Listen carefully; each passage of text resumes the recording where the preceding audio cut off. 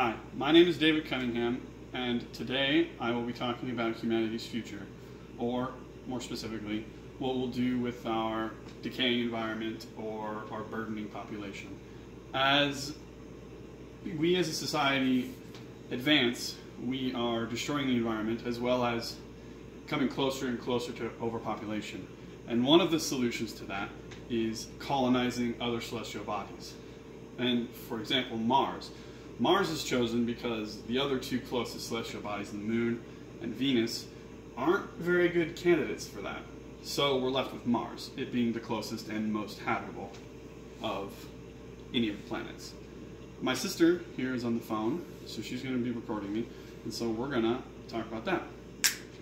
I have done tons of research on this because in my biology class, for my presentation, I did the effects of microgravity on the biological systems. And that was more specifically about a trip to Mars. So I've done plenty of research on that. So let's talk about Mars.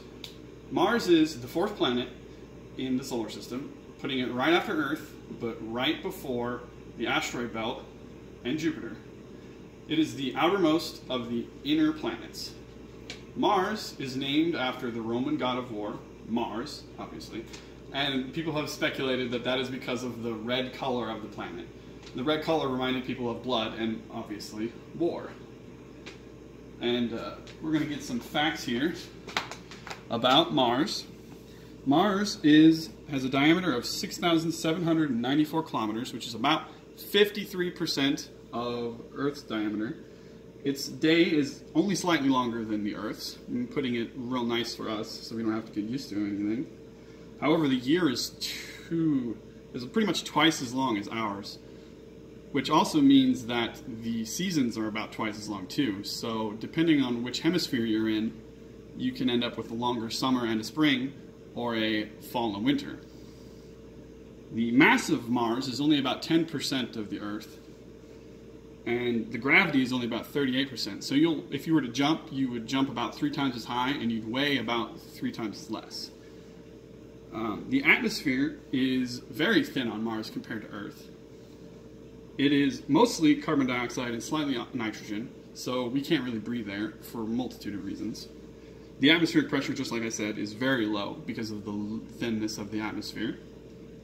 And the average temperature is between negative 140 degrees Celsius and 20 degrees Celsius. So quite a wide range and very, very cold. So in regards to why Mars for a colonization attempt is because Mars is close, like I mentioned. It also has abundant resources that we can relatively easily access. Like, it has water, however solid most of the time on the polar ice caps. But in the soil, there is water that we can extract, which would be very, very useful for us when we're colonizing a place. Because water is very important, and recycling water is one of the things you have to get right. Another thing is, the color of the soil, as I was talking about earlier, is due to iron oxide, which is rust, right? And when we're building things, iron is very useful.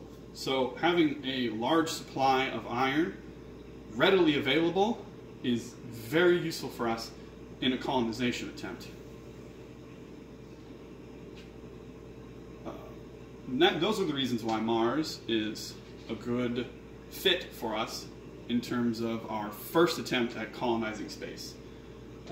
NASA has said that they want to have somebody there, send a person there by 2025. However, that seems a little sketchy, given that it's 2019 already and we're not making too much progress. And also, SpaceX, the Elon Musk company, the other private rocket company, they're talking about sending supplies there for a future visit by 2022. And then also send a person there by 2024, which is also I'm a little skeptical about because of, we're not really that close in terms, I would say. And I hope that this speech has shown you why Mars is a good example of a new home we could use if necessary for us.